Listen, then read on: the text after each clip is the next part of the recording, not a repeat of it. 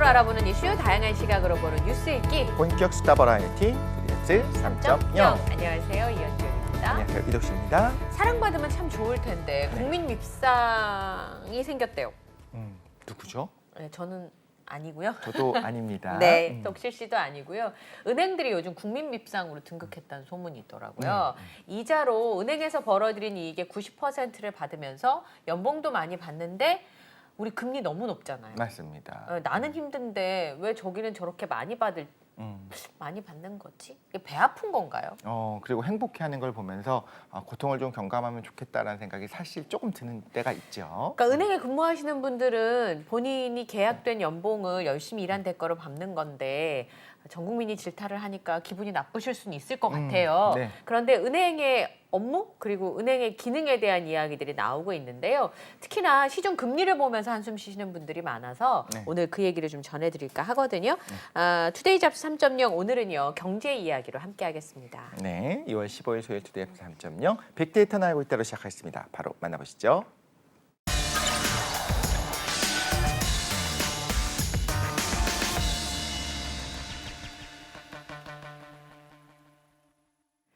따끈따끈한 소식을 파헤쳐보는 얼리버드 시사 이슈 빅데이터는 알고 있다. 함께하시겠습니다. 네, 오늘도 함께하는 우리의 시사요정 김성훈 기자님 나와 계십니다. 어서 오십시오. 네, 안녕하십니까. 안녕하세요. 예. 오늘 보니까 약간 조금 따뜻해지신 것 같은 느낌이 있네요. 예, 의상이. 네. 예. 예. 네. 보기만 해도 우리의 마음이 좀 따뜻해지는 그런 느낌이 부분들이 있지요. 있어요. 네. 팔이 유독 따뜻해 보일까요? 네. 약간 김성훈 기자 보면 학교 다닐 때 왜 과 선배들 중에서 급하면 뭔가 물어봐도 될 것 같은 사람 있잖아요. 그렇죠. 아무거나 예. 물어봐도 다 얘기해 줄 수 있을 것 같아요. 예. 한 번도 사실 우리가 무언가 대기실에서 물어봤을 때 모릅니다라는 얘기를 들어본 적이 없는 것 같아요. 저는 그런 뜻이 아니라 이독실 씨 같은 경우는 뭘 물어보면 다 답을 해줄 것 같아요. 선배는 어떻게 되는 거예요? 물어보면 다 알려줄 것 같은데 김성훈 기자님은 해결해 줄 것 같아요. 맞아. 해결사의 느낌이 있긴 하네요. 이거 어떻게 할까요? 그때 내가 혼내줄게 이런 거 해줄 것 같은. 해결사. 그렇죠? 네. 예. 많이 혼내주셨습니까? 많이 혼내줬다는 표현. 네, 제가 누굴 혼낼 입장은 아니기 때문에. 근데 이제 말씀하신 부분이 어느 정도 좀 공감이 가는 게 뭐 고민이 있다거나 뭐 예를 들어서 어려움이 있는 친구의 얘기를 경청해 주는 것만으로도 그럼요. 사실은 뭐 절반 이상의 해결이 되는 부분이기 때문에 네. 많이 들어주려고 노력했었던 것 같습니다. 그 참 중요해요. 맞습니다. 문제를 당장 해결해 주는 것보다 들어만 줘도 좋은데 네. 보통 남성들이 들어주지 않고 해결해 주려고 하다가 왜냐하면 문제가 되기도 남성들이 어떤 의견을 물을 때는요. 네. 사실 해결해 달라고 할 때만 물어보거든요. 공감을 그래요? 바라서 물어보는 경우보다는 도저히 참다 안 되니까 물어봐니까 역지사지는 하는 거예요. 그래서 생각해 보면 내가 이렇게 물어본다는 건 나의 약점을 드러낸다는 거는 도저히 안 되니까 도와달라는 뜻이거든요. 그러니까 남성들이 이제 이야기를 들으면 어떤 느낌이 드냐면 야 정말 너무 절박했구나. 내가 진짜 어떻게든 진짜? 해결해 줘야겠다 하면서 사실 이제 화성 금성 남자 여자 그 이야기가 왜 유명했느냐 이런 식의 생각의 구조 차이가 좀 있더라라는 게 발견돼서 그런 것 같아요. 그렇죠. 그냥 들어만 줘도 되는데 그걸 또 틀렸는지 맞는지를 구분하다 이제 부부 싸움이 커지죠. 맞습니다. 예. 네. 네가 그때 그렇게 하면 안 되지. 누가 그런 얘기 해달랬어. 맞아요. 되는 거예요. 들어만 주면 어떤 생각이 드냐면 나한테 이게 도움 요청인데 내가 들어만 줘도 되나? 이건 내가 너무 무능하고 이 사람이 나에게 하는 이 기대에 부응하지 못한 게 아닌가 하는 죄책감에 또 시달립니다. 편만 들어주면 됩니다. 편만. 알겠습니다. 이렇게 예. 똑같은 사안을 받아들이는 게 이렇게 다르다. 네, 라는 맞아요. 생각이 갑자기 드네요. 예. 있었던 남녀 간의 일들은 뭐 한 시간을 얘기해도 그죠. 일부에 풀리지 않은 숙제니까. 맞습니다. 예. 자, 오늘 빅데이터는 알고 있다. 세 가지 키워드. 어떤 키워드들이 많은 사람들의 마음에 자리하고 있을까요? 정체풍선이 나왔어요. 정찰풍선 저거는 풍선 그때 한 개로 끝난 게 아니에요? 그 이후에도 그 전에도 있었고 그 이후에도 이제 계속 그래요? 반복되고 있는 상황인 것 같아요. 우리가 네. 편을 들어야겠네요. 좀 상황을 설명을 드리면 미군이 미국과 캐나다 국경에 있는 휴런호 상공에서 F-16 전투기로 미확인 물체를 격추시켰다고 합니다. 예. 지난 4일 중국 정찰 풍선이 격추된 것을 포함해서 미국과 캐나다 영공에서 비행 물체가 격추된 것은 이번이 모두 4번째라고 합니다.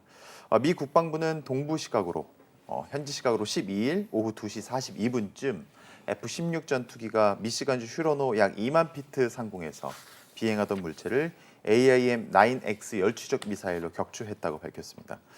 앞서 미국은 지난 4일 동부 캐롤라이나 해안에서 중국 정찰 풍선을 격추시킨 바 있는데요. 네. 지난 10일과 11일에도 미국 알래스카와 캐나다 유콘에서 각각 미확인 비행 물체를 격추한 바 있습니다. 미국 정부는 새 비행체의 특성이나 운용 주체는 잔해 등을 분석해야 판단할 수 있다면서 그렇죠. 아직까지는 조심스러운 입장을 보이고 있습니다. 새 비행체의 크기나 속도, 바람과 함께 이동한다는 점에서는 약간 유사한 부분이 없지 않아 있지만 구체적인 특징은 잔해를 분석해야만 정확히 알 수 있다고 설명을 했는데요. 특정 국가의 비행체로 아직은 단정짓지 말라는 당부도 이어졌습니다. 다만 미국 언론을 중심으로 중국 풍선 이후 3일 연속으로 미확인 비행 물체가 발견된 이유를 주목하고 있는데요. 통상적으로 정부와 기업, 연구기관 등이 합법적인 목적으로 상공에 비행체를 띄우고 사용하는 경우는 있어 왔지만 이번에 격추한 비행체들은 그 성격을 명확하게 규정할 수가 없었기 때문에 각별히 주의하는 차원에서 격추를 결정한 것 아니었냐라는 분석이 나오고 있습니다. 그렇군요. 그러면 미확인 비행 물체는 보통 UFO 네, 그렇죠. 네. 그냥 딱 그 말 그대로 그렇죠. 예. 네. 우주인인가? 이런 논란이 있었다면 네. 이번에 말씀하셨던 미확인 비행 물체는 정찰 풍선이냐 아니냐, 네. 누가 보냈냐, 네. 이제 이게 논란의 조건이 되는 것 같은데 네. 중국에서는 우리 모른다, 자꾸 이렇게 몰아세우지 마 이런 입장인 거잖아요. 네. 그러면서 반대로 반사, 미국에서도 우리한테 정찰 풍선 보낸 거 아니야? 그런 적이 보냈어? 있어. 네, 뭐 이렇게 주장하기도 했고요. 그런 주장도 나온 거예요? 네, 사실은 이번 사태로 인해서 조금 흥미로운 이야기가 전개가 되는 것이 그래요? 성층권의 여러 대의 정찰 풍선을 고정해 놓은 뒤 전 세계를 들여다볼 수 있는 네트워크를 구축하는 것이 궁극적으로 중국의 목표일 수 있다는 관측이 제기가 돼서 좀 흥미롭게 진행이 되고 있습니다.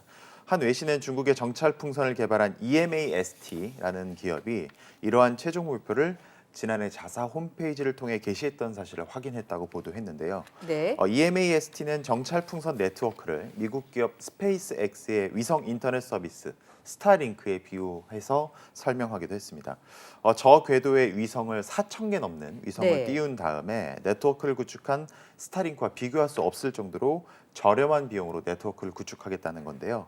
EMAST는 구체적으로 2028년 정도에 네트워크 구축 완료 시점을 제시하겠다는 목표까지 설명했던 것으로 알려졌습니다. 그러면 EMAST라는 회사는 중국 회사이고요. 네. 스타링크는 미국 회사잖아요. 그렇죠. 근데 거기는 위성을 많이 띄워서 지금처럼 뭐 기지국 안 세우고 네. 인터넷 쓸 수 있게 하는 거가 스타링크죠. 네, 스타링크는 이제 촘촘하게 우주 전체에 이제 위성들을 깔아서 그 인공위성을 통해서 빈 공간이 없이 음영 지역 없이 모든 것들을 이제 할 수 있게 한다는 건데 네. 사실 성층권이 왜 성층권이냐고 하면 성층권은 기상 현상이 없습니다. 대기가 안정되어 있어요. 기상 현상이 나타나는 이유는 아래쪽이 더 뜨겁고 위쪽이 더 차가운 경우에 뜨거운 게 위로 올라가잖아요. 그래서 계속 대류가 일어나기 때문에 여기서 뭐 구름도 만들어지고 여러 가지 기상 현상이 나타나거든요. 성층권은 반대입니다. 위에가 뜨겁고 아래가 차가워요. 일단 성층권까지만 올라가면 대기가 굉장히 안정적이기 때문에 그럼 풍선이어도 움직이지 않고? 움직이는 것 자체는 이제 바람은 불 수 있습니다만 이제 막 네. 요동치거나 이런 문제들이 거의 없다라는 거죠. 그리고 그러면 네. 위성이 아니라 정찰 풍선 정도의 저렴한 비용으로 만든 것을 많이 띄우면 네. 위성을 띄워서 쓰는 스타링크와 같은 역할을 할 수 있을 할 수 것이다. 있다라는 거죠. 그렇죠. 아주 많이 뿌려놓는다고 하면 그 위치에 완전히 고정하는 것이 아니더라도 예측한 수준으로 움직일 수가 있고 또 어느 정도 움직이는 것을 막는 것은 이번에도 마찬가지 좀 있었었는데 태양 전지판들이 있습니다. 위성에서 사용하는 것 같은 그래서 태양 에너지를 받아서 그 빛 에너지를 받아서 또 이제 엔진을 돌림으로써 어느 정도 자리에 고정하게 하는 것들이 기술적으로 가능한 부분들이 있거든요. 그래서 이런 부분을 이용하게 되면 사실 로켓을 쏘는 것보다 훨씬 더 쉽죠. 돈도 그리고, 적게 들고. 돈도 적게 들기도 하고 그리고 실제 탐지하는 것도 좀 어려운 부분도 있었고요. 왜냐하면 고정되어 있지 않습니까? 그렇게 고정되어 있는 물체는 사실 우리가 UFO 아까 말씀하셨는데 빠르게 움직이는 이제 영공에 침공했었던 이런 빠르게 움직이는 전투기라든가 이런 비행기 유들은 움직이기 때문에 고정된 물체는 그냥 노이즈로 생각해서 제거할 수가 있습니다. 레이더에 잡혔을 때도요. 예를 들면 이런 부분들이 그냥 전투기가 이렇게 서 있을 리는 없으니까요. 구름이라든가 어떤 기상현상의 하나로 볼 수도 있거든요. 네. 그래서 노이즈로 지우는 것들이 가능했었기 때문에 과거라고 하는 건 진짜 얼마 전을 얘기합니다. 이런 부분들이 추적이 좀 어려웠었다라고 한다면 지금은 이제 중국으로 추정되는 이제 그 정찰 풍선을 보내는 것이 알려졌기 때문에 이제부터는 그 특정 고도에서의 정지한 물체까지도 탐지를 할 수 있도록 노이즈로 지우지 않도록 이런 세팅들이 다 가능하거든요. 상황은 그렇게 되어 있습니다. 처음에 중국에 들어왔었던 거는 그래서 저렴한 비용으로 네. 만에 하나 걸리겠죠 사실상 걸리더라도 이거는 민간 업체에서 한 건데 통제를 잃은 거였어라고 이제 변명할 수 있는 부분이 있었다는 거죠. 그럼 이게 제가 느끼기에는 네. 고래 싸움에 새우등 터진다고요. 전 세계를 위성으로 관찰할 수 있는 국가 미국 한 국가밖에 없었는데 네. 지금 같은 시스템이 진짜 사실이라고 하면 중국도 이제 전 세계를 감시할 수 있는 자신들만의 네트워크를 구성한다는 건데 이제 우리나라 보고 어느 편에 설 건지 얘기를 해 이렇게 되는 거 아니에요 지금? 사실 여러 가지 사안을 좀 종합했을 때 좀 정찰 패권라는 좀 생각이 좀 들기도 정찰 합니다. 패권? 네, 그러네요. 미국의 어떤 글로벌 패권을 지금 중국도 이번에 좀 기회를 통해서 조금 세력을 넓혀보고자 하는 게 아니냐라는 게 정찰 풍선을 통해서 어느 정도 드러났고 앞서 말씀드린 보도를 통해서도 특정 기업을 통해서 좀 이런 부분에 대해서 좀 영향력을 행사하려는 것 아니었느냐라는 얘기가 나오고 있는데 사실 한국과 미국, 일본에서는 뭐 중국의 이러한 움직임에 대해서 좀 공식적으로 비판의 목소리를 내놔서 화제가 되고 있습니다. 한미일 외교부 차관이 현지 시각으로 13일 중국의 정찰 풍선이 미국 영공을 침투한 것을 두고 한 목소리로 비판하고 이를 격추한 미국 정부의 지지 입장을 밝혀서 화제가 됐는데요. 조현동 외교부 1차관과 웬디 셔먼 미국 국무부 부장관, 모리 다케오 일본 외무성 사무차관은 워싱턴 DC 국무부에서 한미일 외교차관 협의회를 마친 뒤 공동 기자회견에서 이러한 내용을 밝혔습니다. 셔먼 부장관은 지난 4일 대서양 앞바다에서 격추한 중국 정찰 풍선과 관련해서 이는 중국의 정찰 기구였고 우리 영토 위에 있어 우리가 격추했어야 할 권한이 확실하게 있었다라면서 그래서 군사지역 보호와 미국민 보호를 위한 결정이었기 때문에 이러한 결정은 합당했다는 점을 다시 한번 강조하기도 했습니다. 우리나라에도 띄울 수 있을까요? 그럼요. 우리나라에서도 그러니까 사실은 중국에서 얘기했었던 기상 관측 풍선이라고 처음에 변명을 했었잖아요. 네. 그러니까 라디오 존대라든가 이런 기상 관측 풍선들을 우리나라도 개발할 능력이 당연히 있고요. 할 수가 있습니다만 우리나라는 어떤 문제가 있을 수 있냐면 상공에 올라가는 순간부터 어느 정도 통제를 해야 되는데 바로 왼쪽으로 가면 중국, 오른쪽으로 가면 일본, 북쪽으로 가면 러시아, 북한 뭐 이렇게 섞여 있지 않습니까? 예. 그러다 보니까 오히려 연구가 진행이 안 됐던 겁니다. 여러 가지 제약 조건과 정치적인 문제가 얽힐 수 있으니까. 그렇죠. 네. 그 부분은 굉장히 주의해야 되는 부분이 있는 건데 그 부분까지도 중국이 이제 좀 너무 안일했다. 하나 이제 해프닝을 말씀을 드리면 처음에 이제 우주 경쟁이 시작됐을 때 있지 않습니까? 스푸트니크부터 시작해서 이제 위성 발사했었을 때 처음에 각국이 굉장히 이제 소련을 포함해서 긴장을 했어요. 왜냐하면 위성을 발사했다는 건 어떤 뜻이냐면 어쨌든 간에 그 나라의 상공을 지나갈 수밖에 없잖아요. 우주지만 그렇죠. 위성이니까 예를 네. 들면 미국의 상공을 지나가게 됐을 때 미국이 아니 우리 위로 올라가 지나간 거 아니냐 너희 나라의 무언가가 물체가 그거에 대해서 이제 항의를 하지 않을까라고 걱정도 하고 서로 걱정을 했었습니다. 그러면서 이제 촉각을 곤두세우고 있었는데 생각외로 그냥 스무스하게 지나간 거예요. 그러면서 이제 어떤 협의들이 됐냐면 우주 공간에 지나가는 것까지 이제 영공으로 보지 못하는 거예요. 일종의. 그래서 우주 공간의 정의는 이제 과학자들마다 다르고 이제 상황마다 다릅니다만 90km 혹은 100km 정도 위를 우주 공간으로 봅니다. 지상에서요? 네. 그 위를 지나가는 부분에 대해서는 우주 공간이니까 어쩔 수 없지. 이거는 우리 거야. 여기 지나가면 안 돼라고 이제 이런 규약들이 있는 거죠. 서로 그거에 대해서 이제 딴지 걸지 않습니다. 그런데 이번에 그러니까 처음으로 우리 격추됐었던 우리가 네. 아니죠. 격추됐었던 그 풍선 같은 경우에는 미국 사람이신가요? 예. 18.9km, 그러니까 거의 20km 정도 아. 높이였어요. 성층권이었습니다. 영공으로 봐야 한다. 그렇죠. 영공으로 보는 거죠. 그 부분은 사실 이제 비행기 전투기는 거기까지 못 올라가는 건 사실 일반적으로 못 올라갑니다. 네. 그렇긴 하지만 우리가 일반적으로 운행하고 있는 어떤 그런 항공기들도 12km, 13km가 가능하거든요. 그렇게 생각을 해보면 누가 봐도 이건 좀 시비의 소지가 있는데도 불구하고 이거는 뭐 연구 목적이었어. 여기 이렇게 높은 곳이니까 이렇게 생각했다는 것 자체가 좀 아니란 부분이 있었다. 그래서 우리가 처음 말씀하신 것처럼 우리 미국의 입장, 중국의 입장을 좀 잘 들어주는 그 정도만 우리가 해도 충분하지 않을까. 들어만 좀 화 안 낼까요? 네. 예, 알겠습니다. 네. 예. 내 편 들어달라니까. 그러니까요. 예, 네. 내 편 들어달라니까. 오프닝에 답이 있지 않을까요? 일단 아, 잘 예. 들어주고 맞습니다. 네, 들어주고, 양쪽 입장. 예. 사이좋게 지내하고 네. 싶은 마음이 사실 우리도 하고 싶은 말은 많지만 그냥 입을 다물고. 그렇죠. 네. 그렇습니다. 자, 두 번째 키워드는 처벌 가중인데 벌 세게 준다고요? 맞습니다. 종전까지 최고 징역 10년이었던 뺑소니범 뺑소니. 네, 대해서 처벌 기준이 최고 징역 12년으로 2년이 상향될 전망입니다. 양형위원회는 제122차 전체 회의에서 이러한 내용을 포함한 교통범죄 양형기준 설정 및 수정안을 의결했다고 밝혔는데요. 형량을 감경할 요소, 이른바 감경 요소라고 하는데요. 감경 요소가 있을 경우에는 종종대로 징역 3년에서 5년이지만 반대로 가증 요소가 있을 때의 기준은 종전의 5년에서 10년보다 무거워진 6년에서 12년이 됐습니다. 감경 가중 요소가 없는 경우에는 종전 기준은 징역 4년에서 6년이었는데 수정된 기준에서는 징역 4년에서 7년으로 최고 형량이 1년 정도 늘어났다고 보시면 될 것 같습니다. 양형위는 또 어린이 보호구역에서 발생한 교통사고와 음주, 무면허 운전 등에 대해서도 양형 기준을 새로 설정을 했는데요. 피고인이 낸 교통사고로 어린이가 다친 경우에는 300만 원에서 1,500만 원의 벌금형 또는 6개월에서 5년의 징역형을, 어린이가 숨진 경우에는 징역 1년 6개월에서 최고 8년형을 권고하는 내용을 담았습니다. 저는 부작용이 있을지는 잘 모르겠지만 네. 이렇게 하는 게 맞는 것 같은데요. 네. 그렇지 않아요?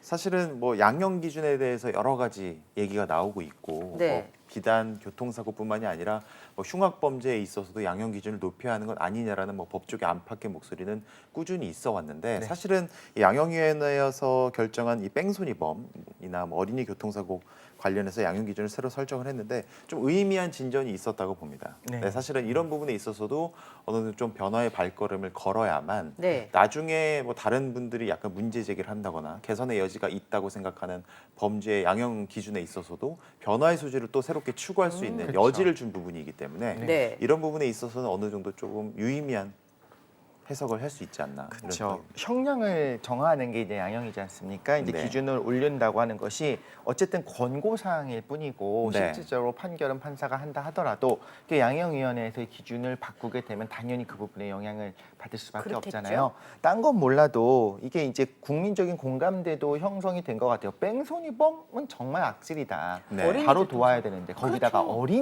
어린이 보호구역과 그런 부분에서조차도 만약에 심지어 어린이 뺑소니다라고 한다면 그 부분은 좀 용서할 수 없는, 왜냐하면 바로 그 조치에 나서게 되면 어떻게 보면 그냥 경미한 상처만으로도 치료가 된다든가 혹은 뭐 후유증이 남다 하더라도 소중한 인명을 구할 수도 있는데도 불구하고 그렇지 조치를 제대로 안 해가지고 그런 일들이 사실 비일비재하게 있지 않습니까? 정말 악질이기 때문에 그 부분에 대해서 양형 기준 높이는 거는 저는 사실 찬성이고요. 네. 오히려 이제 또 조절될 부분들이 조절하고 말씀하신 것이 이제 열려 있는 거다. 이건 고정된 것이 아니다. 네. 사회 변화에 따라서 얼마든지 바꿀 수 있다라고 네. 하는 메시지를 보여준 것도 중요한 것 같은데 제가 예전에는 이런 생각을 했었어요.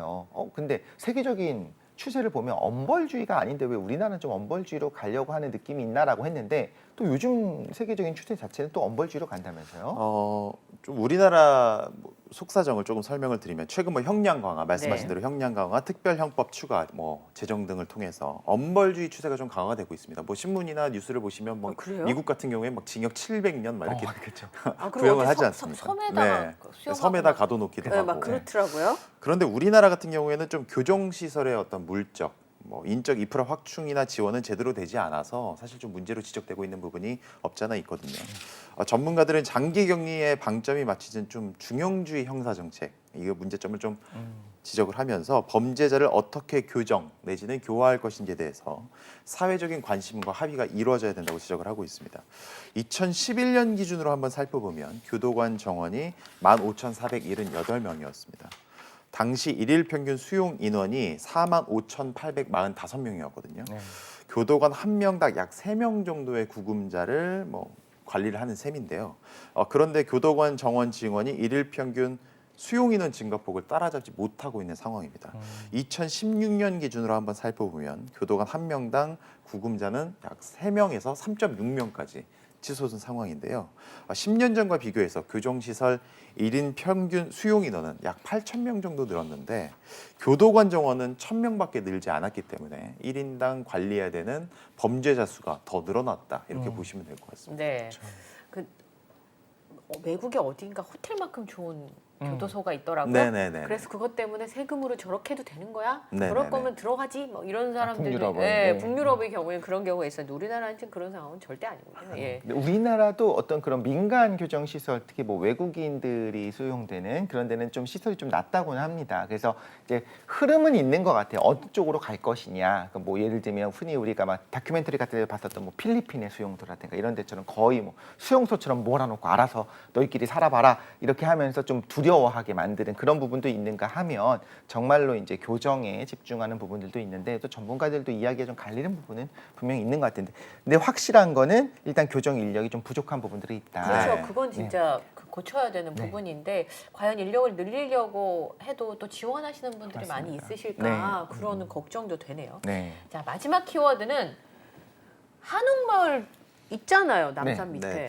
살면서 한 번쯤 한옥마을 한번 방문하셨던 적이 있으실 그럼요. 것 있죠. 같습니다. 뭐 그리고 저도 그거 한 채 개인적으로. 갖고 싶잖아요. 네. 아파트보다 저는 그게 너무 갖고 진짜요? 싶더라고요. 예. 서울 도초에서도 한옥마을이 뭐 간간이 있었고 네. 뭐 방문하시는 분들도 계신데 한옥의 형태는 유지하고 통유리 창, 또 일반 창호 등 현대식 재료를 사용하거나 뭐 재해석한 아. 한옥을 한옥 건축 정식 한옥 건축물로 인정하기로 했습니다. 아, 서울 네. 곳곳에 훼손된 개발 맞아요. 제한 구역 등을 또 재활용해서 10년간 한옥마을을 10곳 새로 조성하기로 한다는 계획도 나왔는데요. 오세훈 서울시장이 14일 이런 내용을 담은 서울 한옥 4.0 재창조 추진 계획을 발표했습니다. 우선 현재 건축물에 국한된 한옥의 개념을 앞서 말씀드렸던 대로 현대적 재료와 기술이 적용된 한옥 건축 양식과 한옥 디자인 건축물로 확대하기로 했습니다. 한옥 범위가 넓어지면 외관은 한옥의 기본 형태를 유지하되 앞서 말씀드렸던 현대식 재료를 잘 섞어서 잘 버무려서 좀 불편한 부분을 좀 개선하고 약간 좀 이 부분은 좀 더 나아졌으면 하는 부분을 잘 녹여서 이런 재해석한 현대 건축물이 나올 수 있다 이런 판단이거든요.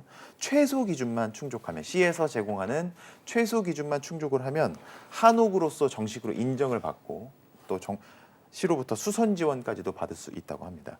오세훈 시장은 그동안 한옥 기준이 너무 엄격했기 때문에 한옥을 만들고 싶어도 엄두조차 못 내는 분들이 많이 있어서 좀 역기능이 없지 않아 있었던 것 같아 이렇게 지적을 하면서 좀 한옥 관련 기준을 완화함으로써 한옥의 향수를 가진 분들이 한옥에서 살 수 있도록 기회를 확대하겠다고 설명을 했습니다. 일상 속에서 좀 자연스럽게 한옥을 나누고 누릴 수 있도록 10년간 최소 10개소의 한옥마을을 조성하기로 한다는 계획도 더불어서 내놨는데요. 시는 여러 자치구, 뭐 서울시는 25개 자치구가 있잖아요. 각 자치구의 제안을 받아서 뭐 공원 해제 지역이라던가 훼손된 개발 제한 구역 등을 활용해서 자연 속 한옥마을을 만들 계획이라고 합니다. 이쁘잖아요. 네. 그런데 너무 불편해요. 저 어릴 때 살던 단독주택은 이 윗공기와 아랫공기가 아까 얘기하셨죠. 네. 왜 어떻게 위가 밑에가 뜨고 위에가 차갑다고요? 네, 그런 경우에 이제 이렇게 네, 대류 저희 관리가 집도 그랬어요. 위에가 차갑고 밑에가 뜨거워가지고 네. 엉덩이는 뜨끈뜨끈한데 여기는 빨개가지고 집안에 있는데 코가 빨개져서. 네, 실제로 막 거기 장판이 다 타 있고 그러지 않습니까? 구들장 그 안에 쪽을 보면. 네. 예. 네, 근데 아랫목에는. 저는 이제 단독주택에 살 때 그랬는데 한옥의 형태를 유지하고 계신 분들이 지원금을 받거나 아니면 그 형태를 유지하려면 뭐 샤시도 달 수가 없고 뭐 이렇게 제한들이 있어가지고 네. 그 수선을 못 하고 사시는 분들이 많거든요. 그러면 아예 그럼 이거 다 밀고 아파트 지을래 이렇게 될 수 그렇죠. 있잖아요. 자칫하면 불편함을 차라리. 너무 요구할 수는 없죠. 예, 그래서 외관은 그대로 유지를 하되 아까 말씀하셨던 이런 부분들에 대해서 좀 지원을 하고 네. 규제를 완화해서 그 형태를 좀 유지할 수 있도록 하겠다라는 건데. 저도 환영하는 부분이 있으면서 우려되는 부분도 좀 같이 네. 있긴 해요. 유럽이 왜 그렇게 건축물을 그대로 유지를 하고 있느냐. 그만큼 허가가 안 나오고 까다롭잖아요. 그 외관을 유지한다고 경관을 유지한다고 하는 것은 단순히 편의함을 넘어서 우리 유산이다를 지키는 것 같아요. 그래서 저는 환영하면서도 한편으로는 아예 정말 전통 한옥식으로 지은 것과 디자인 99칸짜리? 한옥, 그렇죠? 예. 그 디자인 한옥을 좀 구분을 하면 좀 좋겠다라는 생각이 들기 때문에 아니면 불편함에도 불구하고 정말로 그런 디자인 한옥, 그 전통 한옥을 고집하고 이거 유지하려고 하는 분들이 있는데 우리 똑같은 한옥이라고 하는 건 좀 다르지 않습니까? 하지만 그럼에도 불구하고 한번 오늘 기사를 접하고 이런 생각을 해봤습니다. 혼자 생각에 만약에 지금이 여전히 조선시대라 하더라도 네. 그래도 한옥에 살고 있는 분들이 통유리라고 하는 새로운 어떤 그런 것들 문물이 있지 않습니까? 들어왔어. 예. 예. 설치 안 할 거냐? 설치하겠죠. 99칸짜리 사신 분이 제일 빨리 하지 않을까요? 그렇습니다. 그래서 거기까지도 그냥 한옥이 맞다. 하지만 정말 전통 한옥과는 좀 살짝 구분하는 것도 좋지 않을까라는 생각이 또 들기도 했습니다. 네, 알겠습니다. 그게 건강에 좋다면서요? 위에는 차갑고 밑에는 뜨겁고. 네. 그 반신욕의 느낌이 좀 있네요. 뭐 그렇다는 네. 얘기가 많이 나오고 있고 저는 이렇게 유독 이렇게 막 우연히 네. 뭐 교육 방송이라던가 유튜브를 통해서 집에 관련된 한옥 관련된 뭐 이렇게 유튜브 나오면 유익 있게 보게 되는 경향이 있었거든요. 네. 이번 기회를 통해서 좀 한옥에 대해서 좀 많이 문화도 좀 많이 네. 나누고 외국인들도 또 좋아하지 않을까 너무 좋아하죠. 겠습니까? 네. 여러 네. 부분에서 좀 좋게 생각할 여지도 충분히 있다라고 생각합니다. 네, 오늘 김성훈 기자와 함께 한옥 이야기로 마무리할게요. 함께해 주셔서 고맙습니다. 네, 감사합니다. 네. 네, 저희는 잠시 후 2부 뉴스의 네모다로 돌아오도록 하겠습니다.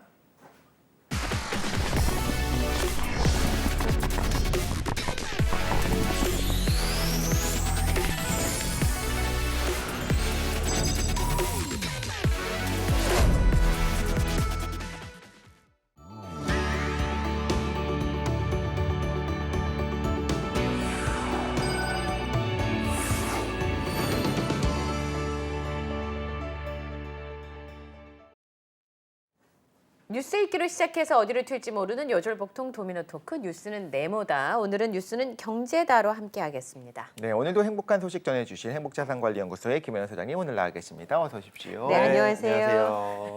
체크인가요? 두 분은? 아, 오늘? 그러네요. 체크. 네. 여기는 과학 체크, 여기는 경제 체크. 네. 우리 크로스 하면서 오늘은 좀 행복한 소식이 과연 나올 것인가 약간 제가 이렇게 소개를 해드리니까 살짝 죄책감이 느껴지는 얼굴이셨거든요. 네. 아니 과학도 행복하게 해줄 수 있어요? 아 그럼요. 과학은 우리 삶을 행복하게 어머, 합니다. 어쩜 이렇게? 뭐 엊그제 저는 그 출연하시는 라디오 들었거든요. 네. 화산 폭발한다고 막 겁주시던데 그렇게 야! 행복한 소식 아니면 아, 제가 출연한 라디오요. 네네. 수상님 출연하시는 그 라디오. 선생님 전쟁인가요? 어, 오늘부터 전쟁인가요? 아닙니다. 저희는 서로 이제 크로스. 저희는 서로 사랑합니다. 여기는 물가 얘기하시고 소장님은 계속 기후 변화 얘기하세요. 그럼 제가 볼 때 전쟁입니다. 아 그렇죠, 맞습니다. 전쟁입니다. 예. 자, 그러면 제가 오늘 체크리스트 중에서 고지서 얘기해 볼게요. 오늘 아침에 나오는데 저희 남편이 야 가스 요금 고지서 나왔냐? 그랬어요. 아직 괜찮은 것 같아. 다들 이제 작년 12월, 1월이 너무 추웠기 때문에 그때 썼던 가스 고지서 이제 곧 나올 거잖아요. 네. 그죠. 두렵습니다. 저 지난달에 고지서 받고 깜짝 놀랐어요. 이게 맞나? 진심인데 지금 그러니까 표정이. 이게 왜냐하면 가스 가격이 오른다 그래가지고 그나마 신경 쓰고 덜 뗐거든요. 혼자 사니까 사무실. 사무실. 예. 아, 그래서 덜 때우고 뭐 이랬는데도 엄청 기존보다 한 40% 더 많이 나온 거예요. 적절하게 나왔어요. 와 정말 많이 나왔다. 그래서 그거 보고는 좀 덜 또 했는데 그냥 손시려워도 좀 있고 어떻게 나올지 진짜 걱정됩니다. 아니 근데 소장님 되게 재밌는 분이네요. 본인이 40% 올랐다고 해놓고 본인 고지서 40% 오르니까 왜 이렇게 많이 진짜 그럴 줄은 몰랐다. 그러니까 왜냐면 어. 아꼈는데 나름 네. 아낀다고 아꼈는데 만약에 안 아꼈으면은 야 이건 큰일 날 뻔했구나. 그러니까. 너무 추웠을 때는 정말 어쩔 수 없었으니까. 맞아요. 네. 진짜 추웠을 때 있잖아. 이런 전문가들조차도 이론과 실제 고지서를 봤을 때 그 마음은 좀 차이가 나나 봐요. 왜냐면 여기서부터 머리서부터 심장까지 제일 멀잖아요. 그러니까요. 그러니까 이 머리로는 아는데 심장이 몰랐던 거죠. 네. 그래서 아 설마 내 가스요금이 나 김현우인데. 그렇지. 나 김현우야. 김현우인데. 빨리 가스. 여름이 왔으면 좋겠어요. 가스 안 때는. 그럼 또 에어컨 하는데 그쵸. 전기요금 오르잖아요. 네. 맞습니다. 도망갈 데가 없습니다. 네, 예. 오늘 뉴스는 경제다. 본격적으로 이제 행복한 소식을 전달해 주시기를 기대하면서 가보도록 할 건데요. 사전이군요. 많은 분들이 궁금해하시는 바로 그겁니다. 이제 금리 얘기를 안 할 네. 수가 없습니다. 상황 그렇게 됐고요. 여전히 기준금리 인상 기조가 계속되고 있는 상황인 거는 계속 우리가 말씀을 드렸는데 주요 시중금리가 오히려 떨어지고 있다라고 이야기를 해요. 심지어 이건 처음 봤습니다. 기준금리보다 시중금리가 더 떨어졌다. 이제 네. 밑도는 현상까지 나타났다고 하는데 거짓말. 이게 가능한 거짓말 가짜 뉴스죠? 진짜 뉴스입니다. 아, 그래요? 진짜 뉴스고 굉장히 이례적인. 그러니까 뭐 시중금리, 시장금리 하면은 기준금리 외에 굉장히 다양한 금리라고 보시면 돼요. 그러니까 국가에서 나라에서 발행하는 채권금리라든가 뭐 이런 것들이 기타 등등이 있겠죠. 그런데 이런 시장금리들이 대부분 보통 일반적인 상황에서는 기준금리보다 더 높아야 될 것들이 지금 아래로 내려와 있는. 그것도 일시적인 게 아니라 거의 한 달 가까이 혹은 한 달 넘게 기준금리보다 낮게 형성이 되는 상황이 실제로 벌어지고 있어요. 그러니까 국고채 3년물, 그러니까 3년 만기 나라에서 발행한 채권 이런 게 대표적으로 우리 기준금리보다는 한 1%포인트 정도 위에 있어야 되는데 네. 이게 오히려 지금 아래에 나와 있는 이게 한 달 정도 이어지는 상황이 계속 벌어지고 있고요. 그리고 만기 3개월짜리 양도성 예금 증서라고 그냥 우리가 짧게 돈 빌리는 그런 그 금융이라고 보시면 되는데 이게 일주일째 이 기준금리보다 밑으로 돌고 있습니다. 그러니까 지금 이렇게 이례적인 상황이 계속 벌어지는 이유는 금리 인상기임에도 불구하고 이런 상황이 벌어진 건 처음이거든요. 네. 역사상 처음 있는 일인데 그만큼 단기 자금이 지금 시중에서 넘치고 있다. 자금이 넘치고 있다. 넘치고 있다라고 볼 수가 있습니다. 그러니까 사람들이 돈이 많아 유동성이 많아라기보다 갈 곳 없는, 갈 곳을 모르는 방황하는 돈들이 많은 거예요. 왜 우리 집에 오지? 방 안 했 그러니까 저희 집에도 방 내줄 수 있는데 왜 방황을 해요? 우리 집에 오면 되는데. 환영합니다. 이상하다. 갈 것 없는 돈들 네. 저희한테 오시면 됩니다. 우리 모집할까요? 그럴까요? 네. 우리 월세도 줄 수 있고 다 할 수 있는 왜 방황을 해요? 참네. 이해할 수 없지만 네. 근데 이제 저 같은 경우에는 항상 이제 이야기를 진행하다 보니까 네. 기준금리가 있고 시장금리가 이렇구나라는 걸 알았지만 이게 왜 문제가 되는지 사실 잘 모르겠다는 생각이 들 때가 있어요. 네. 사실 뭐 문제가 될 건 없는데 굉장히 이상한 거죠. 네. 왜냐하면 그 한국은행 기준금리라는 건 한국은행과 시중은행들이 거래를 할 때 쓰는 기준이 되는 금리라고 보시면 돼요. 그러니까 네. 은행들도 어디선가에서 단기 자금을 빌려와야 되잖아요. 네. 뭐 돈을 막 찍어내는 게 아니니까 시중은행도 찍어내는 곳은 한국은행이고요. 그래서 네. 거기서 돈을 빌려와야 되는데 그때 금리를 얼마로 할 거냐? 그 뭐 7일짜리 RP 뭐 금리라고 하는데 그 금리를 기준으로 그게 사실은 시장의 가장 기초적인 원가라고 볼 수 있는 거죠.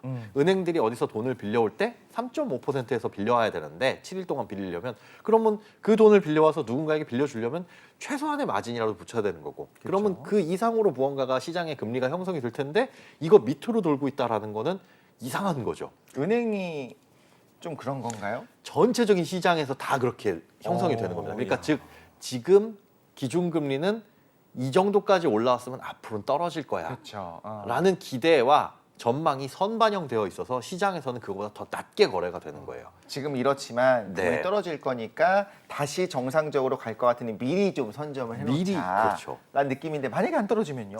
그러면 이제 다시 치고 올라가죠. 그러니까 이런 현상이 언제까지 갈 것이냐 그래서 쭉 계속적으로 가게 되면 한국은행도 기준금리를 어떻게 해야 될지 좀 고민스러울 것이고요. 그다음에 네. 시장에서도 시장의 믿음이 굳건한 거죠. 그러니까 그래 연준 너희들은 금리 이렇게 올려 한국은행도 금리 이렇게 올려 그렇지만은 3년 후에 금리는 이렇게 떨어질 걸 그래서 국고채 3년물 금리가 뭐 3.4%대에서 형성이 되는 거고요. 그러니까 지금 이 금리 이 기준금리가 높은 이 상황이 오래 가지는 않을 것이다라고 시장에서 다들 생각을 하고 있다 이렇게 보시면 될 것 같습니다. 배구 시차 공격이랑 똑같은 거예요. 그러네요. 비슷합니다. 네네. 예. 네. 딱 그런 시차 느낌인 공격인 건데. 거니까. 네.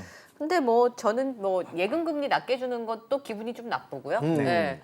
왜 기준 금리보다 낮은 대출 금리는 없잖아요. 네. 음. 그렇죠. 없죠. 지금은 없죠. 그리고 평상시에도 정책 대출 아니면은 그럴 수는 없죠. 그러니까 아까 말씀드린 네, 대로 말씀하신 예, 것처럼. 은행에서 뭔가 돈을 어디선가 빌려와가지고 여기다 마진을 붙여서 판매를 하는데 이거보다 낮을 수는 사실은 현실적으로 없는 건데 서민들 위주로 하는 이런 정책 대출 누군가가 같은 경우. 손해 보고 일부러 그렇게 그렇죠. 해주는 사실 거잖아요. 나라에서 약간 손해 보거나 그렇죠. 어딘가에 손해를 보게 하거나 이렇게 해가지고 나오는 정책 상품들 외에는 기준금리보다 낮은 대출 상품이라고 한다면은 소개시켜 주시면 좋겠습니다. 네. 감사합니다. 아, 근데 저희 집에 데리고 올 거라니까요. 예, 그런 애가 있으면. 소개 정도는 해줄 수 있잖아요. 아, 그래요? 소개 오면, 정도는 집에 해줄 수 오면. 있어요? 예. 근데 이제 이런 느낌도 들어요. 그래서 이런 역주행이 짧게가 아니고 이제 말씀하신 것처럼 한 달 넘게 이게 진행이 되다 보니까 이제 긴축적인 통화 정책 자체의 이제 신뢰성이 말씀하신 것처럼 떨어져서 네. 이제 어떻게 보면 사실 비트코인이라든가 암호화폐가 처음 나왔을 때 어떤 거였냐면 중앙에서의 통제를 벗어난 그런 새로운 통화다라는 이야기를 했었잖아요. 말하자면 지금 이제 중앙이 말하는 게 안 먹히는 게 아닌가, 시장에 정말 그대로 움직이는 게 아닌가 생각이 들기도 해요. 딱 지금 시장이 그걸 반영을 하고 있는 것 같아요. 그러니까 한국은행에서 기준금리를 올린 게 벌써 한 달 정도 됐죠. 지난달 13일이니까 네. 3.5%를 그때 올렸는데 이미 그때부터 3년 만기 국고채 채권 금리가 그 밑으로 돌고 있고 지금까지도 그러고 있어요. 그러니까 이 채권 금리가 3.4%대를 보이는 거는 뭐냐면 그만큼 채권을 사는 사람들이 많다라는 겁니다. 그러니까 발행은 예를 들어 3.5%에 발행이 됐다고 하더라도 네. 야 3.5%면은 앞으로 3년 동안 저금리 저렇게 3.5%씩 금리를 줄 수 있을 채권은 없을 거야. 사두자. 사두자 하다 보니까 가격이 올라가니까 금리가 떨어지는 거죠. 그러니까 100만 원에 5만 원 주는 채권이 있는데 이걸 좀 비싸게 101만 원에 사면은 5만 원 주기는 똑같지만은 4만 원. 벌어들이는 건 4만 네. 원이잖아요. 수익률이 떨어지잖아요. 그러니까 채권 수익률이 떨어진다는 건 가격이 계속 올라가고 있다는 네. 건데 지금 3.5% 주는 채권이 상당히 앞으로 3년 동안은 매력적일 것이다. 라고 보는 수요가 많아서 그 채권들을 사니까 네. 가격이 올라가고 금리가 떨어지는 거예요. 그러니까 이례적인 걸로 보는 거예요. 그렇죠. 시장들은 이미 금리가 이만큼 올라왔으면 갈 때까지 갔어. 해봐야 조금 더 올리거나 아니면 지금은 멈췄다가 곧 떨어질 거야. 그리고 3년 후에는 지금 이 3.5% 금리를 주는 이 채권이 어마어마한 매력을 발휘하고 있을 걸 이라는 예상과 기대와 수요 때문에 지금 시장에서 이렇게 역전이 되고 있다고 보시면 돼요. 네, 그 IMF 뭔 얘기를 직전의 하려고 상황. 저렇게 눈이 반짝반짝해가지고. 그 신문 보니까 네. IMF 전에 상황 이렇게 하면서 보니까 막 12% 그때는 금리가 네. 없었어요 15% 그때? 막 저 그렇게 그때 직장 다녀가지고. 아, 저 적금 12%짜리. 12% 있었어요. 네. 그러니까요. 두 자리. 그러니까 지금 생각해 보면 어마어마하잖아요. 그치, 근데 지금 그때는 누가 모르잖아요. 오, 적금 12% 준다 그러면 야, 그거 사기일 걸? 그렇지. 절대 들어가지 마세요라고 해야 될 네. 것 같은데 듣다 보면 저는 이게 뉴스는 경제단지, 뉴스는 심리단지 좀 헷갈릴 때가 있어요. 거의 심리입니다. 사실 시장 자체가 돈이 움직이는 게 사람들의 심리로 움직이는 게 더 커서 주식시장도 마찬가지고 그렇습니다. 그러니까 예. 그 심리를 읽는다는 게 너무 어렵잖아요. 나도 내 마음을 모르겠는데 다른 사람 마음까지 어떻게 알아요? 그러니까요. 아이고 그러니까 예. 네, 투자가 어렵죠. 김현우 소장님 요즘 운동하시잖아요. 네. 운동할 때 그 PT 선생님이 제일 미울 때가 한 개만 더. 15개 하기로 했는데. 네, 네. 한 세트 더 이렇게 그거잖아요. 네. 다 있어요. 하나만 더 하시면 됩니다. 예, 경제도 그런 것 같아요. 다 왔어, 다 왔어, 다 왔어. 근데 안 다 왔어. 그렇죠. 제가 지금까지 왔을 때는 여기가 정점일까? 에이구 말도 안 돼. 이런 생각이 들었던 게 네. 여기가 정점일 거예요 생각해서 이제 올라가지 않을까, 이제 내려가지 않을까라는 순간이 틀렸다는 거예요. 맞아요. 네. 그래서 지금 말씀하시는 것처럼 더 올리지 않을걸? 이라고 하는 게 틀릴 수도 있지 않아요? 틀릴 수도 있죠. 그래서 사실 시장이 요즘에 나오는 미국 고용지표라든가 CPI, 뭐 소비자물가지수 이런 거에 굉장히 민감하게 반응을 하고 있는데 어제도 어젯밤 우리나라 시간으로 10시 반 정도에 이제 발표가 됐습니다. 그 소비자 물가지수가 발표가 됐는데 네. 시장에서 전망 기대했던 것보다 약간 높게 나왔어요. 허허. 그러니까 상승폭은 꺾였는데 시장에선 6.2%일 것이다라고 생각했는데 뭐 6.4%가 나왔거든요. 네. 0.2%포인트긴 한데 그래서 어제 미국 주시장이나 약간 혼조세를 보였습니다. 큰 폭으로 하락하지도 않고 뭐 크게 오르지도 않고 애매하군요. 애매합니다. 요 정도면 꺾이는 게 보였는데 좀 그 폭이 살짝 또 둔화된 것 같기도 하고 연준에서 어떤 생각을 내릴까? 금리 인상 한 번쯤은 더 하지 않을까라는 불안함이 있는 거고 아하. 그래, 한 번쯤은 더 하더라도 이거 큰 폭으로 예전에 뭐 자이언트 스텝, 뭐 빅스텝 이렇게는 못 올릴 것 같은데 라는 생각들도 있는 거고 그래서 지금은 굉장히 이제 신중하게 바라보고 있는 상황이다 라고 할 수가 있는데 여기에서 이제 바라보는 건 그럼 소비자 물가 지수가 왜 올랐냐 크게 오른 항목들이 주거 비용이에요. 그러니까 예전에 제가 한두 달 전쯤에 말씀드렸을 텐데 이해하셨어요. 네, 주거 비용이 안 오르고 있다. 근데 이건 좀 후행해가지고 나중에 오른다. 나중에 오르기 때문에 이게 또 반영되면 소비자 물가 지수 이 인상 폭을 갖다가 더 크게 올릴 수 있다라고 말씀을 드렸는데 그게 이제 슬슬 나타나고 있는 겁니다. 그러니까 그게 조금씩 반영이 되는데 시장에서는 또 그걸 보는 거죠. 그래 이거 예견된 거야. 네, 그렇죠. 오를 거라고 다들 판단하고 있었어. 그게 반영이 지금 나타나네 하면 예견된 거니까 그렇게 크게 겁먹을 필요 괜찮아. 없어. 네, 투데이답스 다 보는 분들이에요. 그쵸. 그분들은. 아, 그래요? 그렇죠. 소장님 말씀하신 거 듣고서 그때 그거구나라고 저희가 다 보고 네. 계신 분들. 들었다고 안다고 착각하지 마십시오. 그건 맞습니다만. 네. 근데 거기에서 이제 또 한 가지 불안한 거는 이제 원자재 가격이 조금 오르고 있다라는 거. 그러니까 중국이 다시 리오프닝하고 이러다 보니까 소비가 늘어날 것 같아. 이것 때문에 이제 원자재도 살짝 들썩거리고 있어요. 그렇겠죠. 그래서 이게 또 물가 상승에 불을 지피는 거 아닌가라고 하는 그 불안함이 같이 맞물려 가지고 어제는 뭐 뉴욕 증시나 이런 것들이 약간 혼조세로 마감을 했다. 우리나라도 살짝 이제 하락한 상태에서 시작을 하고 있더라고요. 그러니까 나는 진짜 한 세트만 더 하면 될 줄 알았는데 선생님 자꾸 한 세트를 더 시키는 거예요. 네. 그러다 보면 고통스럽다고 느끼면 그렇죠. 약간 투자 심리나 이런 것들이 경제를 대하는 심리들이 악화될 수 있잖아요. 그렇죠. 그러니까 연준에서도 뭐 한국은행에서도 굉장히 고민스러운 거죠.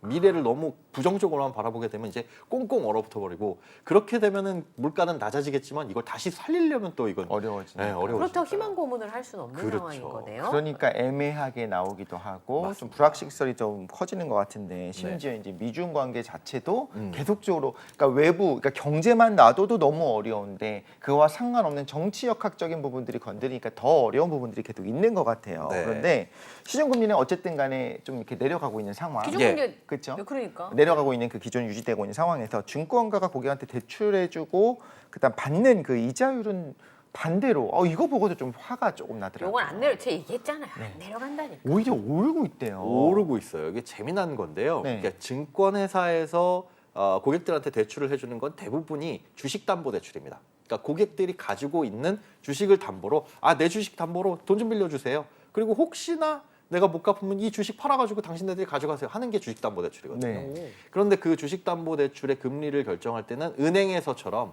기준금리가 있고 플러스 이 증권사들 마진이 있어요. 근데 이 기준금리를 쓸 때 이 기준금리를 삼을 때 기준이 되는 그 금리가 뭐냐면 CD금리나 CP금리입니다. 그러니까 기업업이나 아주 단기금리예요. 앞서 말씀드린 것처럼 단기금리는 점점 떨어지고 있다라고 말씀을 드렸는데 네. 오히려 이게 이 증권사에서 대출받는 게 더 높아졌다라는 건 결국은 뭐냐면 얘는 줄었는데 마진을 더 많이 붙였다라는 겁니다. 나쁜 사람들. 그런데 가격은 누가 결정하냐 하면 사실은 파는 사람이 아니라 사는 사람이 결정해요. 예를 들어 여기 앞에 예. 연합뉴스 앞에 정말 맛있는 붕어빵집인데 한 개에 2만 원에 판다. 안 사 먹죠. 아니 예를 들어도 아니, 너무하지 않습니까? 아니 금가루 뿌렸나 봐요. 이렇게. 금가루 뿌려도 2만 원 전에 안 그 먹습니다. 너무한가요? 네. 똑같은 붕어빵인데 2만 원에 판다 그러면 아무도 안 사 먹을 거예요. 아유, 네. 정의롭지 않습니다. 그건 누가 어떻게 생각하는? 이건 정의가 아니야라고 그렇죠. 생각하는 너무 비싸. 혹은 나는 붕어빵이 싫어 하더라도 2만 원이면 안 사 먹을 텐데 가격을 어느 정도 낮췄을 때 사 먹는 사람이 생기기 시작하면 그게 가격이 되는 거예요. 한 개에 1,500원 했는데 저는 한 개에 1,500원 주고 붕어빵 안 먹을 텐데 근데 누군가는 계속 사 먹어요. 그럼 그 가격이 그렇게 형성이 되는 거죠. 아, 요즘 붕어빵 정가는 세 개에 2,000원입니다. 아, 세개 2천 원. 네, 많이 올랐어요. 저희 동네는 아직도 4마리에 1,000원인 곳이 있어요. 약간 아내가 좀 부실하게 돼요. 아니 그렇긴 하지만 굉장히 염가의 절찬리에 판매되겠는데요. 근데 붕어빵에다 말이라고 붙여주는 게 너무 귀여운 것 같아요. 아, 말이죠 그럼. 네. 그렇죠. 제가 물에만 못 들어가지 붕어는 붕어인데. 예. 아무튼 그 가격을 결정하는 건 수요입니다. 네. 그러다 보니까 증권사에서 이렇게 기준금리를 올리더라도 그 대출을 받아가는 수요가 풍부하기 때문에 올려도 배짱 장사를 할 수가 있는 거예요. 그러니까 A증권사에서는 지금 그 금리가 어느 정도 되냐면 5%에서 10% 왔다 갔다 하거든요. 어우, 네. A증권사에서는 8%, B증권사에서는 9%, 근데 C증권사에서 10% 했는데 C증권사 10%의 대출을 받는 사람이 있다 하면 뭐냐 하면 그 정도라도 나는 돈 빌리겠다 충분히 라고 하는 수요가 있다는 거죠. 왜냐면 난 10%안 빌려. 3% 쪽으로 갈 거야. A증권사는 3% 준다는데 하면 빼가지고 옮길 텐데 다들 비슷비슷하게 주고 있다는 겁니다. 아. 그럼 그렇게 비싼 금리를 주면서 왜 돈을 빌리냐? 예. 주식담보대출을 받는 사람들은 주로 그 돈을 어디다 쓰냐면 투자하는 데 씁니다. 아 그러면 최소 나는 요거보다 훨씬 더 높은 수익률을 기대하는 거예요. 그렇죠. 10%보다 높은 수익률을 기대하고 돈을 빌리는 거예요. 그러니까 이 10%라는 거는 연 10%잖아요. 네. 근데 주식이라고 한다면 하루에도 상한가 하한가 30% 움직일 수 있으니 아, 그러네요. 하루에 1%가 수익 난다라고 했을 때 365일이면 물론 휴일도 있지만 365%예요. 이런 희망 회로를 돌리면서 대출을 받으시는 분들이 많기 때문에 연 10% 그거 얼마인데 1억 빌리면 1년에 1,000만 원 나누기 12달 하면 한 달에 83만 원 이 정도네. 야, 내가 1억 빌려가지고 한 달에 83만 원 수익 못 내겠어? 라고 생각하시는 분들이 많기 때문에 수익 저요. 풍부하죠. 아니 그러면 예전에 네. 엄청나게 83만 원 수익 못 내시. 아니 그런 뜻이 아니고 저는 반대로 생각했어요. 음.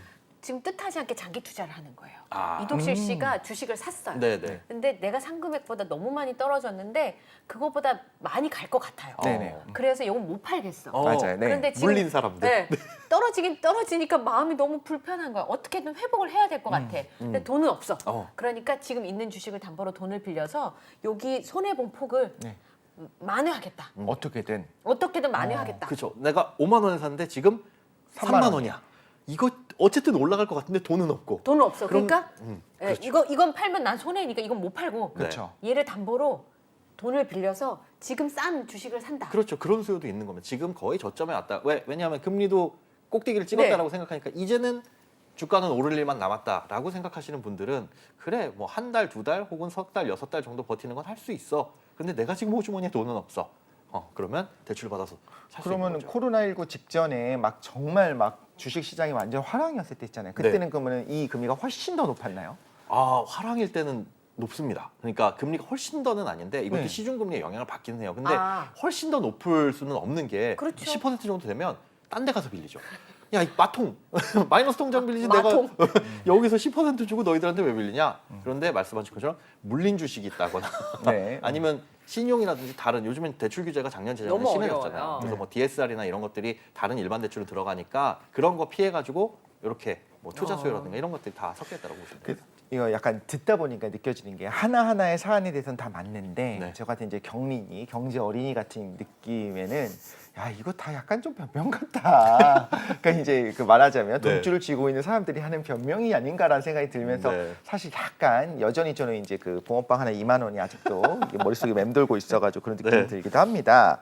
근데 이제 은행권의 주택담보대출 같은 경우에 이제 터미널한테 가장 중요한 대출 중에 하나잖아요. 제일 중요하죠. 근데 그 금리 하단이 또 이제 3% 후반까지 나왔다는 이런 이야기들도 있어요. 네, 이게 사실은 인터넷 전문은행, 뭐 K뱅크 얘기긴 한데요. 이게 일반적으로 우리가 은행 가서 대출 받으면 고정금리 상품이라고 부르는 것들. 근데 실제로 보면 혼합금리거든요. 그러니까 5년 동안은 고정이 되고 5년 이후에는 변동금리로 바뀌는데 네. 그 상품의 금리가 처음 이제 대출을 받으시는 분들이라고 한다면 이 5년 동안 고정되는 게 3.9% 정도까지 나온다. 그러니까 굉장히 오랜만에 거의 14개월 만에 보는 앞자리 3이에요. 네. 그러니까 이렇게 금리가 낮아진 거는 상당히 오랜만이긴 한데 여기만 특별하게 그러면 뭐가 되는 건 아니고 네. 이제 다른 은행들 쫓아오긴 할 테지만 보니까 가장 특이한 점이 이 3%대 후반에 해주는 대출의 가산금리 있죠. 그러니까 원가에다가 어디 가산금리를 붙이는데 이 가산금리가 0.02에서 1.02%포인트예요. 그러니까 마진이 거의 없습니다. 안 진짜 먹겠다 싸게. 이거는. 네, 진짜 싸게. 그러니까 뭐 이건 거의 원가에 판매하는 건데 착한 은행. 하여튼 이게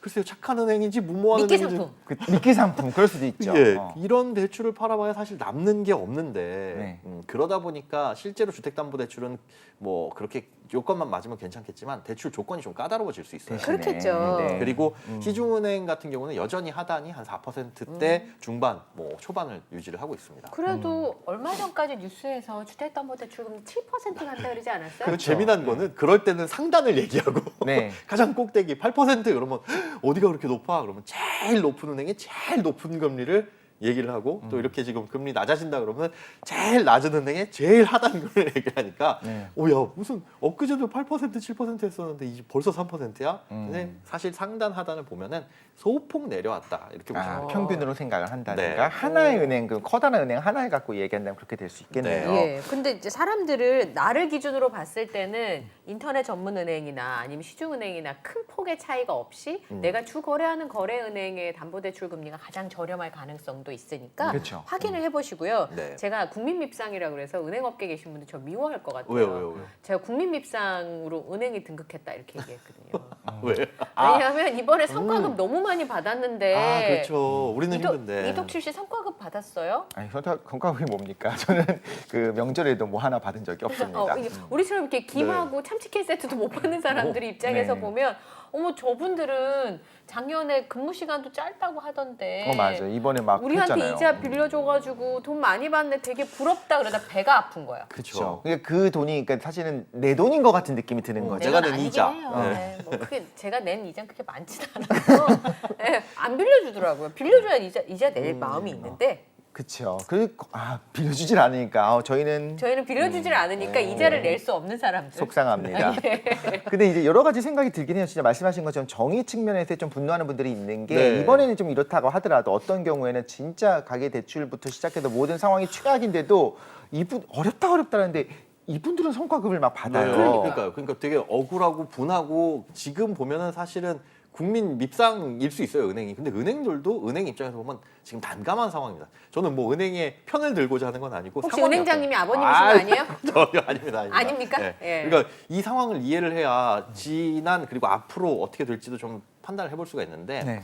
작년 재작년 주택 시장이 아주 뜨거울 때는 규제가 엄청 심했잖아요. 네. 네. 대출해주지 말아라. 그래서 정부에서는 DSR, LTV, DTI 굉장히 각종 규제를 빡빡하게 해놨는데 그럼에도 불구하고 사람들이 은행으로 몰려가지고 자꾸 대출을 받으니까 할 수 없이 하는 게 은행들이 이제 총량도 정해놓고요. 그러니까 정부에서 야 이만큼 작년보다 너희들 이만큼 더 대출해주면 안 돼. 작년에 1,000억을 했으면 올해는 그 증가폭을 5% 이내로 줄여. 그래서 1,050억까지만 대출을 해줘. 이런 식으로 꽉꽉 조여놨단 말이죠. 은행 입장에서는 그러면 자 1월 1일 2021년 재작년 1월 1일 시작 혹은 2022년 작년 1월 1일 시작하면서 고객님들 어서 오세요. 저희 대출 상품 싸니까 많이 받아가세요. 할 수가 없어요. 딱 한도는 정해져 있는데 맞아요. 그걸 금리를 좀 다른 은행들 받으니 다른 은행 4%야? 우리는 3.5% 해야지. 이렇게 해서 좋게 팔았다가는 창고에 있는 그 팔 재고들이 다 소진되는 거죠. 그렇죠. 그러니까 어쩔 수 없이 덜 내놔야 되는데 그렇다고 하면 은행들이 손님 오셨을 때 아유 저희는 하루에 10명만 받습니다. 이럴 수는 없잖아요. 네. 그러니까 결국은 가격을 올릴 수밖에 없습니다. 저는 그 얘기를 직접 들었었어요. 그러니까 이게 다 소진될 수 있어서 그 시드 같은 게 있는데 그게 다 소진되면 그 다음 달 초에 다시 와야 된다. 뭐 이런 그렇죠. 이야기들을 들었던 적이 그래서 있어요. 잘라서 팔고 그 네. 잘라서 파는 것도 한정 판매를 하는 거죠. 가격을 올려서. 네. 그러면은 이제 정말 급한 사람들 아니면 안 올 테니까 아까 붕어빵과 똑같은 겁니다. 이 가격은 수요가 결정한다고 대출 금리를 바닥 금리인데 기준 금리는 여기다가 은행들이 가상 금리를 높여받기 시작해요. 이거는 욕심 나서 그래 비싸게 팔아야지 할 수도 있겠지만 손님들을 돌려보내는 방법은 비싸게 받는 수밖에 없는 겁니다. 근데 어쩔 수 없어. 우리도 하고 싶은데 하면서 사실 뒤로는 씩 웃으면서 하고 있지 않을까요? 아마도 웃었을 거예요. 그런데 울 수는 거기에서 없잖아요. 가상 금리를 낮춰서 어떤 A 은행이 야 저기는 금리 낮게 해가지고 대출 잘해준대 그러면은 아마 정부의 아주 미운 털이 철퇴가. 꽉 박혔을 겁니다. 그러니까 작년 재작년 같은 경우에는 금리 높게 받는 게 아주 정부 기조와 맞물려서 잘 갔어요. 네. 대출을 해줄 때는 그런 게. 그러니까 예금 금리는 바닥이죠. 그러니까 은행들은 예금이 필요 없고 고객들 돈 넘쳐나는데 뭘 굳이 그러면 예금은 바닥, 대출 금리는 이만큼. 그러니까 예대 마진이 작년 이만큼. 재작년에는 정말 많이 쌓였는데 그럼 그 돈을 어떻게 해줘야 되냐? 네. 돌려줘야죠. 은행들도 돌려줘야 됩니다. 누구한테? 주주들에게. 주주들에게요. 고객들에게가 아니고. 그런 게 그렇죠. 아니었어. 주주들에게 해주는 게 사실은 맞아요. 그렇죠. 근데 그것도 하지 말라고 했습니다. 아, 왜냐? 그래요? 대출이 이렇게 많이 나갔는데 앞으로 연체가 되면 은행들 너희 위험해질 수 있어. 맞아요. 네. 배당 하셨죠. 잔치하지 말고 그거 잘 은행 갖고 내에 있어. 잘 갖고 있다가 너희들 대손충당금 누가 못 갚았을 때 그거 손실 메꾸는데 써야 된다. 괜히 너네 배당 잔치하지 마. 그렇게 해서 눈치 보면서 배당도 못했어요. 네. 근데 어떻게 해요? 실적은 많이 났는데 그러면 자기가 데리고 있는 직원들 성과급이라도 줘야 되잖아요. 네. 안 그러면 야 우리 아. 요번에 은행 실적 괜찮았다는데 월급 올랐니? 뭐 성과급 나왔니? 아니 없던데? 뭐 햄 선물 세트 하나 주더라 이러면 이건 직원들한테도 뭐 할 말이 없는 거고 그래서 그나마 하는 게 이런 것들인데 아주 또 시기가 안 좋게 미운 털이 박히고 있는 제가 만약에 은행 입장이라면 도대체 어쩌란 말이야. 아니 뭐 싸게 그런 준대도 것 싸게 주지 말래고. 그렇죠. 그리고 뭐 직원들한테 주면 준다고 그러고 왜 나만 미워해 이렇게. 그렇죠. 지금- 뭐 나도 할 수가 없어. 방법이 없어. 지금 상황이 그래서 그런 것 같아요. 대출 금리가 가상금리 아까 말씀드린 거 아주 그냥 박하게 네. 없습니다. 마진이. 네. 이 상태에서 판매를 하는데 기준금리 자체가 높다 보니까 우리가 느끼기에는 대출 금리 높아 이런 상황이 아직도 이어지고 있는 거고. 네. 그런데 이 부분에 대해서 우리 윤석열 대통령이 최근 은행들이 이제 성과급 퇴직금 잔치라고 이르면서 이걸 이제 비판을 했잖아요. 대책 마련을 좀 지시를 하고. 그러면 은행들은 또 눈치를 볼 수밖에 없잖아요. 눈치를 볼 그럼 수밖에 이것까지 막혔어요. 네. 그럼 이제 이 남는 돈 어떻게 해야 하나요? 뭐 가지고 있을 수밖에 없죠. 근데 가지고 있는다고 해가지고 지금 상황에서는 크게 욕먹을 건 아닌 게 네. 지금 연체율이 굉장히 늘어나고 있습니다. 아이고. 네. 그만큼 맞아요. 힘들다는 거잖아요. 자영업자분들이나 소상공인들 그리고 취약계층한테 대출을 코로나 시기에 많이 해줬는데 네. 조건을 굉장히 완화해줬어요. 맞아요. 단지 원상복귀를 못했기 때문에 네. 만약에 원래대로 받기 시작하면 못 갚으시는 분들, 도산한 분들 많이 생길 거예요. 그래서 네. 만기를 유예해 준다거나 이자 납부를 유예해 주는 경우들이 많이 있었는데 지금은 코로나 이제는 정상적으로 돌아왔어라고 하더라도 매출이 회복되지는 않으셨잖아요. 그렇죠. 빚을 갚으려면 소득이 기존보다는 높거나 많아야 되는데. 많아야죠. 왜냐하면 여기서 마이너스가 크게 났으니까 그 마이너스 난 걸 지금 메꿔야 되는데 그 정도로 회복되진 않으신 소상공인분들, 중소기업들이 많단 말이죠. 그러다 보면 그게 연체율이 늘어나고 은행 입장에서 봤을 때 연체율이 늘어나면 회수할 수 있는 거는 회수하겠지만은 상황이 안 좋으니 갚으세요. 당신 자산을 처분하겠습니다라고 해도 신용대출 같은 경우는 뭐 처분할 수 있는 게 거의 없으면 그건 다 이제 은행의 손실입니다. 그러면 정부에서 얘기했던 대로 대손중단금 쌓아놔 그걸 이제 갉아먹게 되는 것인데 앞으로 어떻게 될지는 모르는 상황이니까 은행도 저희 대손충당금 이만큼 쌓아놨습니다. 뭐 그런 쪽으로 얘기를 한다면은 어쩔 수가 없는 상황인 거죠. 보안은 좀 강화했으면 좋겠네요. 돈 있으면. 맨날 그 정보 유출되지 말고. 네. 그 시중은행들이 가지고 있는 뭐 그 카드사, 네. 그다음에 은행 보안 시스템 난리 나가지고 정보 털리고. 유출되잖아요. 네. 그러니까 이제 좀 많이 버셨으면 그 돈 많이 든다면서요. 그 네. 오랫동안 구축하는데 그럼요. 네. 지금부터 투자를 해서 나중에 고객 정보 유출됐다고 죄송합니다 그러면서 뭐 쿠폰 주고 이런 건 안 했습니다. 네. 쿠폰 주고 이모티콘 주고 유출된 거를 쿠폰과 이모티콘으로 퉁치는 건 좀 반대고. 그러니까요. 어떤 네. 경우에 이모티콘을 받아서 너무 좋았는데 알고 보니까 한 달짜리 그래서 영구적으로 네. 주는 것도 아니고. 가만히 있으면 또 결제된다 그러더라고요. 그거 네. 뭐 그런 아이고. 것도 있고. 예, 그 마지막으로 네. 네. 고정금리 대출이 이게 참 게르게요. 네. 올라갈 때는 괜찮았다 싶은데 기본적으로 금리가 변동 대출보다 높은데 지금 또 내려가니까 뭐지 이렇게. 그럴 수 있어요. 근데 이 지금 상황에서 대출을 받으시는 분들은 어쩔 수가 없습니다. 고정금리 대출을 받으면 5년 동안 고정인데 지금은 그게 좋은 선택은 아니라고 보고요. 그쵸. 누구든 금리가 다 떨어질 네. 거라고 보니까 변동금리 대출을 받는다라고 해도 이게 시차가 있습니다. 그러니까 이번 달, 다음 달 매달 바뀌는 게 아니라 코픽스 금리는 계속 내려가지만 그 주기는 6개월 혹은 1년이니까 네. 변동금리 대출을 받을 때는 이 주기가 짧은 것 네. 가급적이면 그리고 아. 앞으로 더 떨어져서 나중에 고정금리가 더 유리한 상황이 올 수 있겠죠. 야, 네. 이 정도 떨어졌으면 5년 동안 고정해 놓는 게 낫겠다 네. 싶은 상황이 올 수가 있으니까 그것도 불과 뭐 한 1년, 2년 내에 올 수 있으니 음. 변동금리 대출을 받으시되 주기가 짧은 걸 선택하시고 그리고 혹시나 있다면 중도 상환 수수료가 적거나 없는 네. 그러면 금리가 약간 높을 수는 있거든요. 하지만 갈아탈 걸 염두에 두시고 그런 대출을 알아보셔서 받으시는 게 좋습니다. 네. 네, 지금까지 우리 뉴스는 경제다 김혜 소장님께서 또 정말 꼭 알아야 되는 소식들 그렇죠. 네, 하나하나 또 집어주셨습니다. 함께해 주셔서 감사합니다. 네, 고맙습니다. 자, 투데이 잡스 3.0 오늘 저희가 준비한 내용은 여기까지고요. 저희는 내일 오전 이 시간에 다시 찾아뵙겠습니다. 네, 다음 시간에 또 만나요. 안녕.